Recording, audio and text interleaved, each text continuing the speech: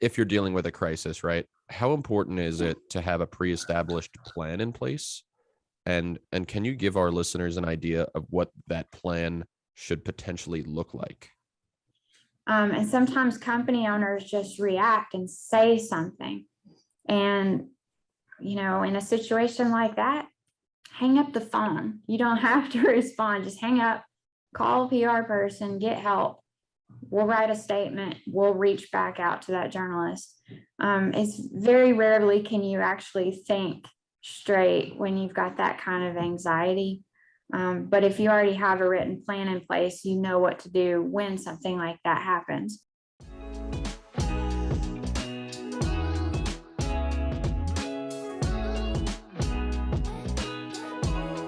Hello, everyone, and welcome to another episode of Business Savvy, our educational podcast for field service and home service business owners. I am your host, Nick Werker. Now, there are many different ways to get the word out about your business. One of them, of course, is marketing, which we've discussed in a few different episodes already on this podcast.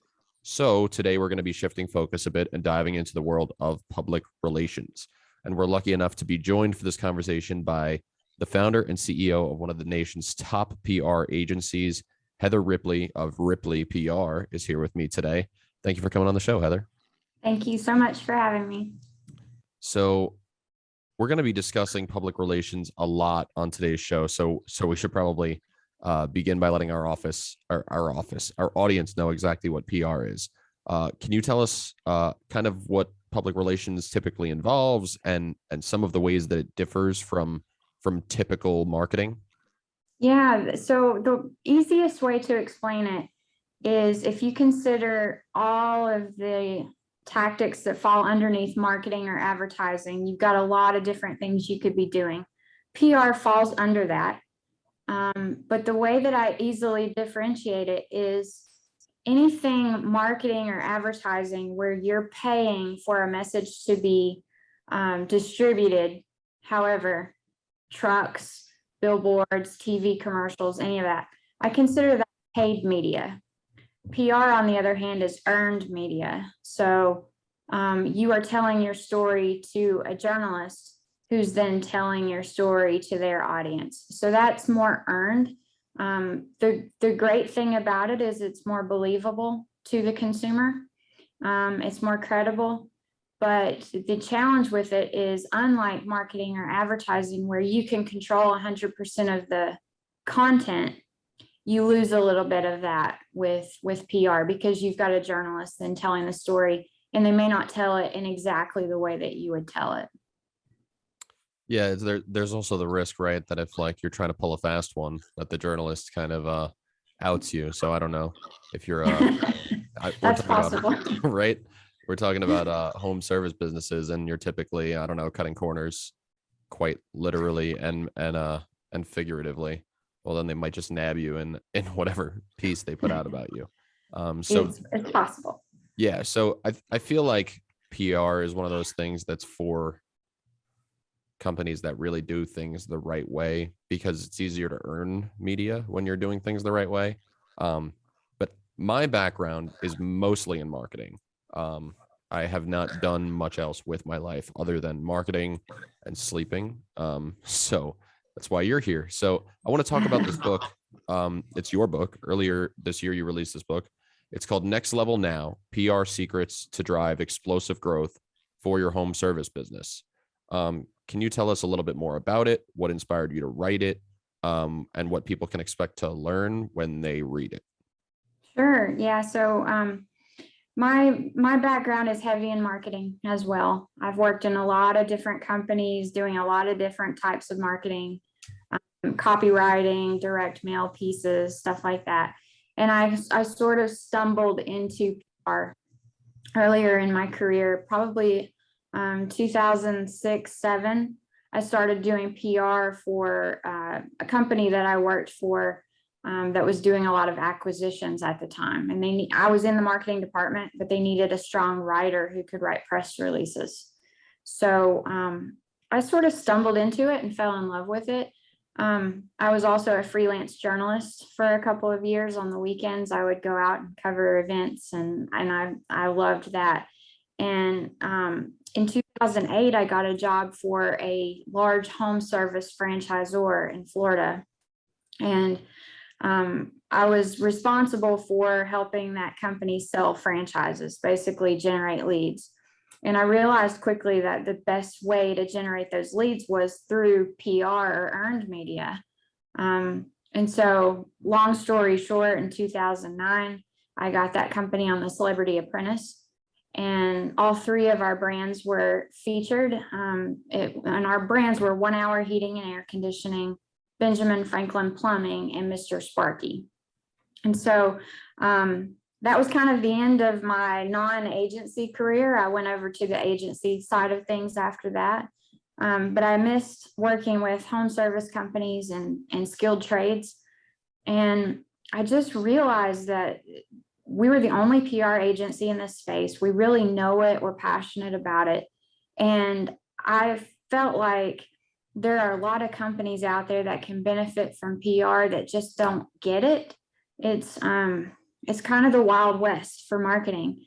And these companies, these service companies, really understand the importance of marketing and making the phone ring, but the PR is just kind of foreign to them, and they only think about it when there's a crisis situation.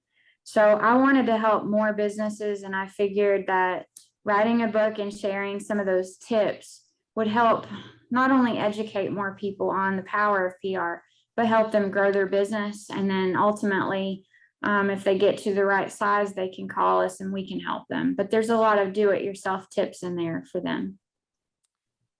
You see, it's so funny to think of PR as like an ongoing strategy, because I think a lot of, I don't know, the narrative about PR is kind of emergency based, right? Like, I don't know, especially in today's, whether you agree with it or not, like cancel culture. It's like, oh, if you do something wrong, you better call like a publicist and have them spin it, or get like a fixer. But nobody thinks of it as, just getting your story out there, or not even really a story, just getting your brand out there and recognized in like the local media. And it's funny, I started the same way. I started here. They just wanted somebody who was good enough to write blog posts. And I used to edit all my friends' college essays and graduate essays and theses or theses. I don't know what the plural of writing a thesis is. I'm sure it's theses. I was right. So I was like, okay, sure, I can write. Like, it's fine. And I know where to put a comma and how to formulate a sentence. And so the first time that I went to hire somebody from my department, which was the marketing department, I knew I wanted a good writer. So I get these resumes in, and the first person who applies is a journalist major, just graduated journalism from the local university. I'm looking at his resume. I'm like, this guy's definitely a good writer. And that's all I care about. So he got hired on the spot, and the rest is history. Now he's closely watching me, making sure that I don't say anything out of turn. He's sort of like, he is my PR guy, actually. One of the things that you cover in your book as to why public relations is a strategy not just for larger businesses, and that it can be like a really a useful tool for smaller businesses. So why do you think that smaller businesses should make PR a priority? Yeah, because every business, no matter what size, is going to have a crisis at some point, especially a service business. And the great thing about PR is you don't have to be doing PR all year long. You can do a campaign around a certain event, or piggyback on something that's going on in the news, like National Electrical Safety Month. You could offer some tips to homeowners to, prevent house fires, and present yourself as an expert in that regard. And that doesn't have to be an ongoing thing. You could do that quarterly, but what it does is it introduces you to your local journalists so they know you. And then when you do have a crisis situation, they're less likely to make it a big deal because they already know you, they trust you. And a lot of times that's what makes a crisis situation go away, are those personal relationships that you have with the media. It's more difficult to try to, once that happens, try to cover it up, if you will. rather than just have that ongoing positive coverage out there, which does help bury things on Google. So small businesses can definitely benefit from that. I say do PR from day one. When you open your doors for business, do a press release about it. If you add a service, do a press release about it, and just, you know, be a credible source to the journalists in your market. So for someone like me who knows nothing about doing PR, like I know what a press release is, but how would somebody go about, I want to give like really like beginner advice here. How would somebody go about writing a press release and subsequently like getting it out there into the local media, finding a journalist? How would you go about doing that? Yeah, so there are tips for writing press releases. It's not a marketing piece. You should write it in a journalistic style. Sometimes we found that marketers want to push a marketing message too much. And while PR is marketing, you have to remember that journalists are not marketers. Their job is to tell a story that's going to benefit their readers. So if you can kind of put on more of a PSA hat and think about the press release in terms of how does it benefit the reader, not how does it benefit you. That'll help you write in the right tone. But there's all kinds of tips online for how to write a press release, how to style it, and you know, you can learn yourself how to do those things, or you can call a professional and have them do it for you, depending on how much time you have on your hands. But as far as reaching out to the local media, you know what newspapers are in your market. You can go to their website. You know, you can look and see, is your story a business story? Are you moving locations? Are you acquiring another business? Or is it more of a kind of a tips for homeowners kind of release? And something like that might be a features writer. So you'd want to look and see who the right person is, and their email address is probably on the website. That's kind of dumbing it down a lot, what we do, but that's very basic, and just about anybody can do that much PR on their own. I'm actually curious too. So what are some of the topics that, especially home services, right? I'm going to try and stay focused and not be selfish and just ask you questions that I want to know the answer to. So what are some of the topics that are like press release worthy that home service business owners can write about and then really kind of aspire to get put out there? There are a lot.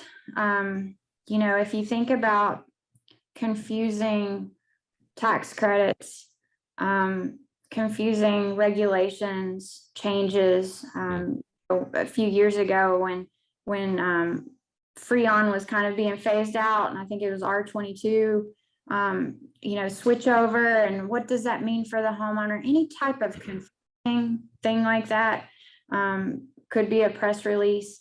It could be a national safety month, hurricane preparedness for, you know, for certain states. You know, how to take care of your water heater, you know, how often should you have it maintained? Preparing your home for vacation is you know, it's a good topic, and very few people actually think about reaching out to the media for that. But some water heaters have a vacation mode on it, you know, should you use that?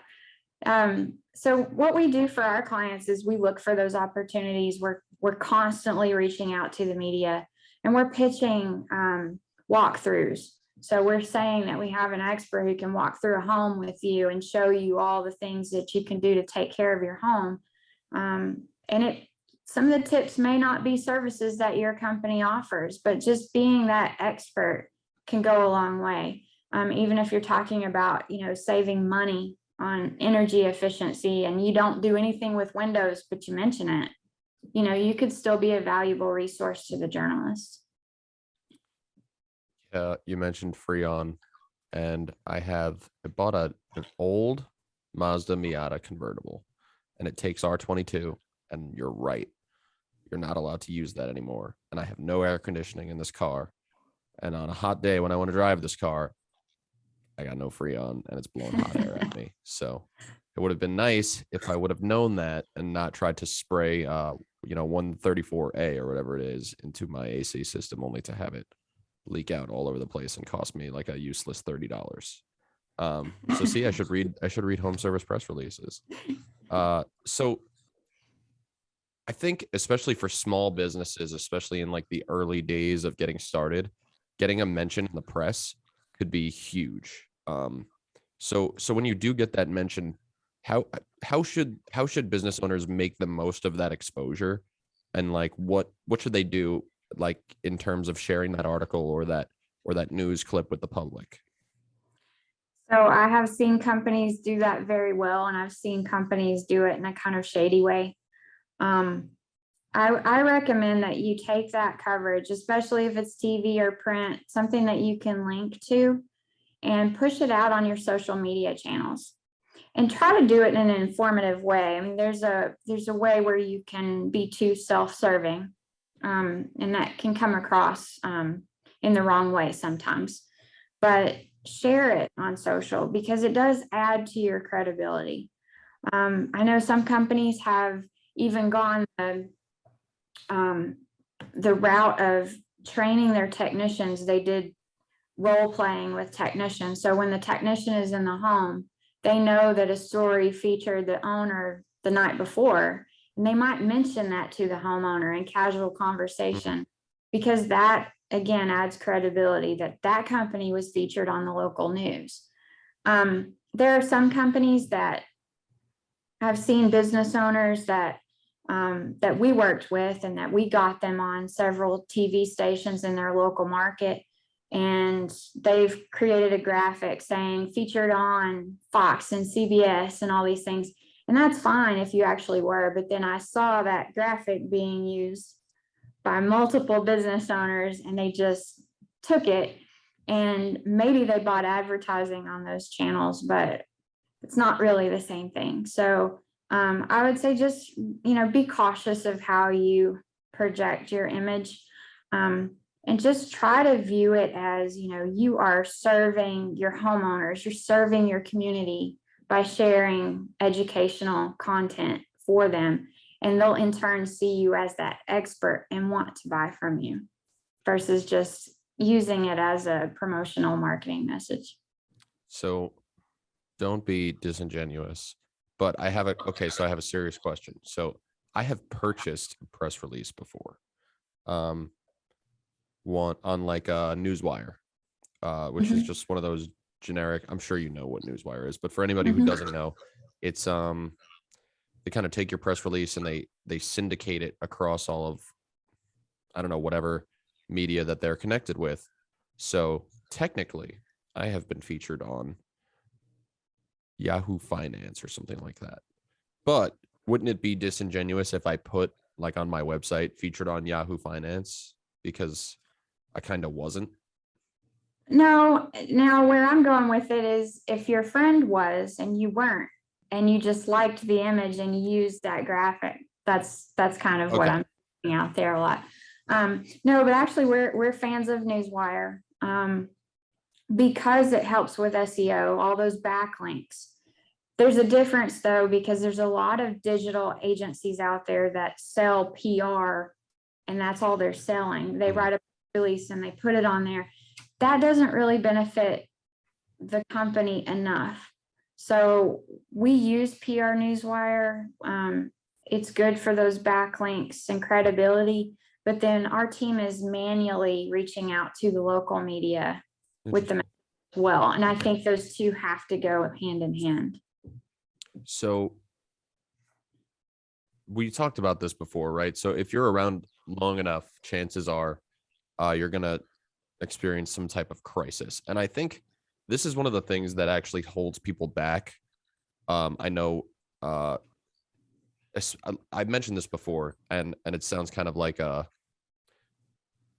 don't know, like a faux pas, but to talk about like cancel culture, but people are seriously afraid of getting canceled. I don't know, like what kind of thoughts you got going in your head that you're scared somebody's going to like try and come after you, but it's one of those things. I think that's a mental block for people getting involved in media. They don't want to be the the guy out there, they're like, I'm comfortable, I'm doing what I'm doing, I'm fine, I don't need all of that attention.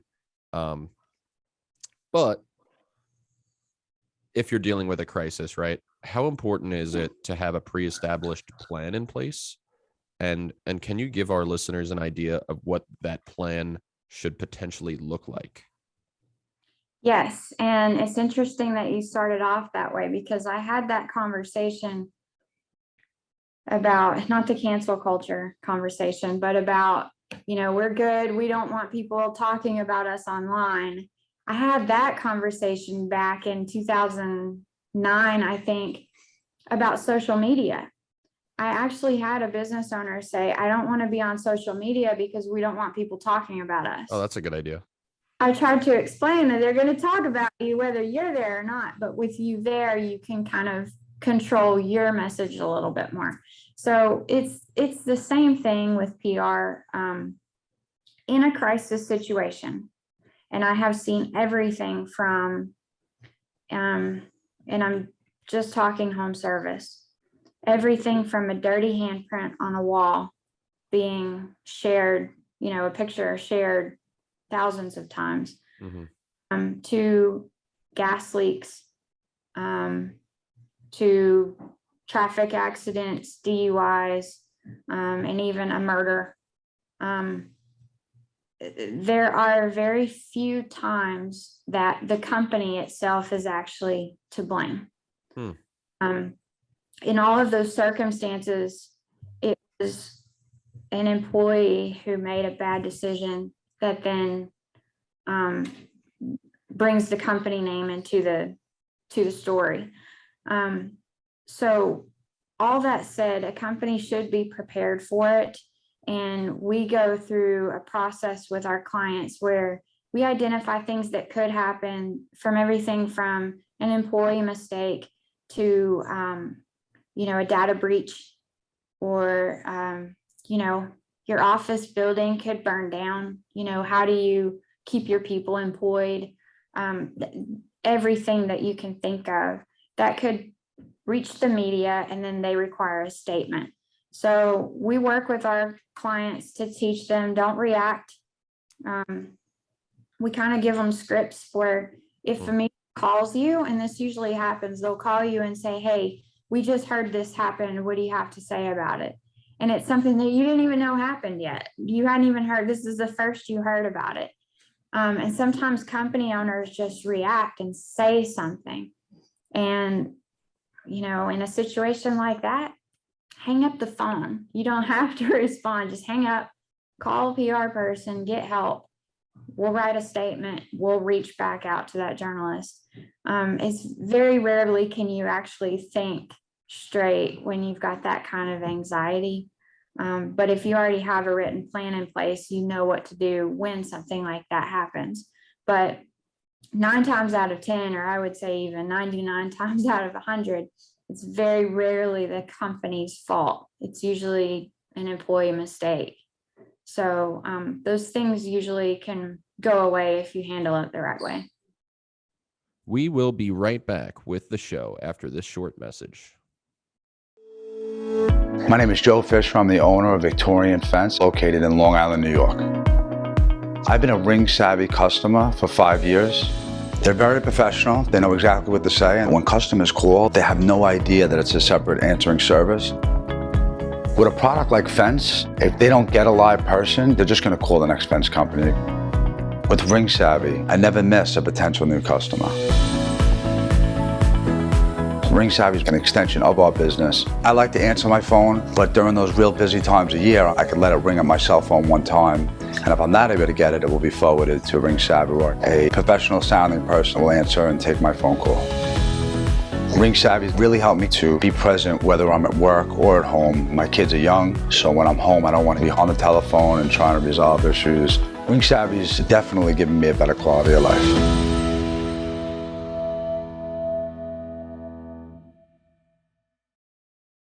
What are some of the signs in your expertise that a home service business might be in need of professional PR assistance? Like how will they know when it's time for them to start reaching out to an agency? I think most of the time when a company knows they need help, they usually call us and say, you know, we do a lot in our community. We donate X dollars every single month. We've never told anybody about that. And we keep being told that we should tell people. And they say, we don't want to do this for us, but we've heard that we can help other people by doing this. So how do we go about this? We need help. And so I do share, and I talk about this in the book. I do share that companies who give back should share what they're doing, not in a self-serving way, but they have to think about it in kind of different layers. Firstly, all the businesses I know are having trouble recruiting, and people want to work for a company that gives back. So in one sense, that would help you recruit, getting your name out there as a company doing good in the community. So it helps with that. It also helps the nonprofit organizations that you're helping, because chances are they can't afford a PR agency. So a lot of times these companies are partnering with these amazing organizations that you would never have heard of without that PR. So you're helping that organization even more, even past your check that you gave them, because now you're inspiring other people to learn about them, volunteer with them, donate, and all of that. But you're also inspiring other businesses who have the means to give back, So there's a lot of ways you can look at it, but I think most of the time when people reach out to us and say, I need PR, it's that. They say we're doing a lot of these great things, but we've never shared them with anybody. You just blew my mind. And so when I always say when I go into the great indoors, but like the whole year I had to work from home, right? Everything's going good. I'm just marketing. I'm just putting stuff out there, and my shtick is that I outsource anyway. So it was hard for people to do recruiting and find good help, especially working from home. So, I don't really have the hardest sell in the world when we're talking about going inside for an extended period of time. But we hadn't done any PR. And one day I'm talking to, I got a phone call with the president of the company, and he's telling me, oh yeah, what have you been doing? I'm out here, I'm sending catered food to the hospital every day. I think he was just yelling at me because I said something like, oh, I don't even know. I got a big mouth. And he was like, I'm sending catered food down to Stony Brook Hospital and St. Catherine's all the time. I send it like once a day. And he did something else where he gave all of our customers like free service for months at a time. He's like, we took a huge loss, blah, blah, blah. I was like, you should have told me that, because we could put that out there. And it wasn't too late. I think we did it anyway. But, you think of it in the selfish terms, like, I don't really, if I do a good deed and I tell people about it, is it still a good deed?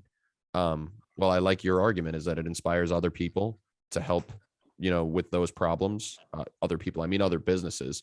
So if we say, hey, Ring Savvy was donating all this food to, well, maybe somebody else will donate more food and they'll be able to like take some home, because I'm sure they're not cooking. They're pretty busy. And I know we do like toy drives for underprivileged kids on Long Island. I'm in Long Island, and we do food drives and Thanksgiving donations and stuff. And you're right, putting it out there would just inspire more people to get involved. How can I get involved with this thing? Well, I got this great organization. They do that. I love that argument, because I'm always one of those people who's like, no, you got to do the good thing and don't tell anybody about it. But it's kind of not the case when it comes to businesses if you want more people to contribute. Oh, so you've converted me. I don't think that way anymore. Good. I want to ask you about this, because I talk about this so frequently. And the topic is online reviews. Do you have any tips for home service companies when it comes to managing online reviews, and especially in the lens of like crises, like if you get a bad review? I've seen companies do it really well. I've seen companies who don't really care. We help our clients with reviews management. So We have some best practices in place. We respond to all reviews, not just the bad ones.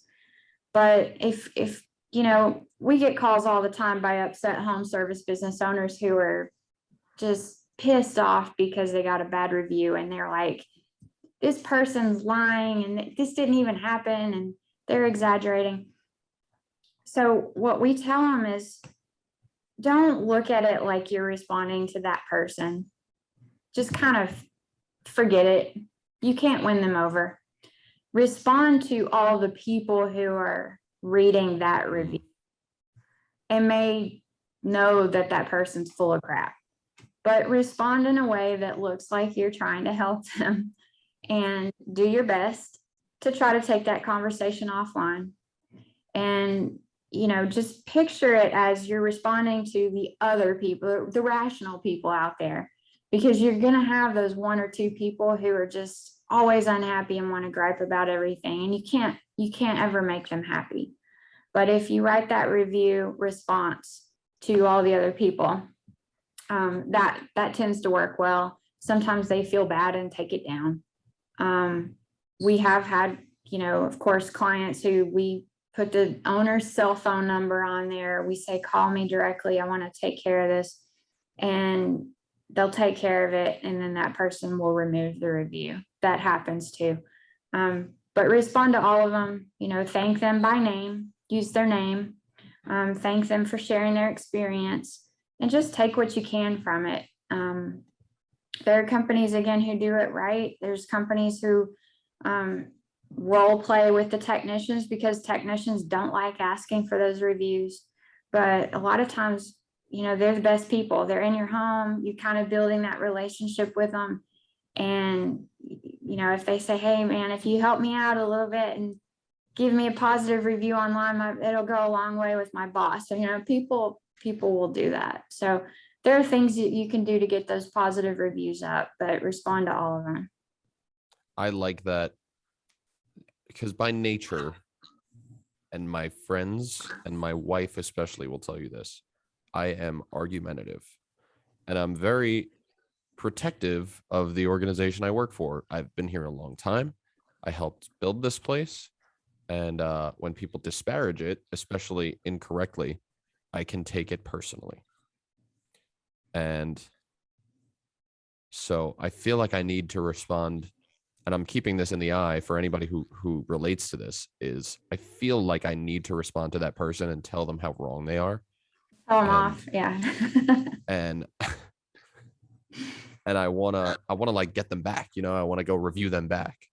But you're right, it's such an opportunity to address the people who are reading the review, not that. I'm never gonna, well, I've taken it offline in the past, and I've won some people over, especially when it's not directly my fault, and I call them and I'm the third party and I say, hey, I'm really sorry, I'm gonna make this right for you. So that's a tactic that I like to tell people to use. Because if you're the person that messed it up, they don't want to hear from you. But especially if it's untrue, right? I love this tactic, is what you're saying is address the people reading the review. You don't have to cover it up and say like, oh, this person's a liar, LOL, call me anyway. But there's like a professional way to write about the incident and address the other people reading the review, not the reviewer. I like that tactic a lot. I'm going to have to I'm going to have to go back, honestly, and read some of my reviews and edit my response to them after hearing that. So if our followers, or, myself, because I clearly am learning a lot during this, are interested in learning more about you, your PR agency, or they're interested in checking out your book, where should they or we or I go? Yes, thank you. RipleyPR.com is the easiest way. You can either fill out a form or call us from the website. My email is hripley@ripleypr.com. So that's easy. And to buy the book, you can buy it on Amazon. I definitely recommend all size businesses check it out. Even if you're big and have an agency already, read it and make sure that they're doing some of the things that I talk about. We didn't touch on this, but I talk in the book about performing a SWOT analysis and looking at your strengths and weaknesses. And I recommend that all companies do that. once a year is good for that too. So yeah, hopefully they'll get some good tips. I love to read the guests' books on this show. So, but I am an e-reader, so I am going to get it on Amazon. And like the e-version, I got a Kindle because I'm a boomer. My wife says I'm old. So with that all being said, Heather, thank you so much for being on the show today. Thank you. I want to thank all of our listeners. We hope you enjoyed this conversation, and we'll be back with another episode of Business Savvy soon. Be sure to check out previous episodes of the show on Apple Podcasts, Spotify, Anchor, and the Ring Savvy YouTube channel. We will see you next time, everyone.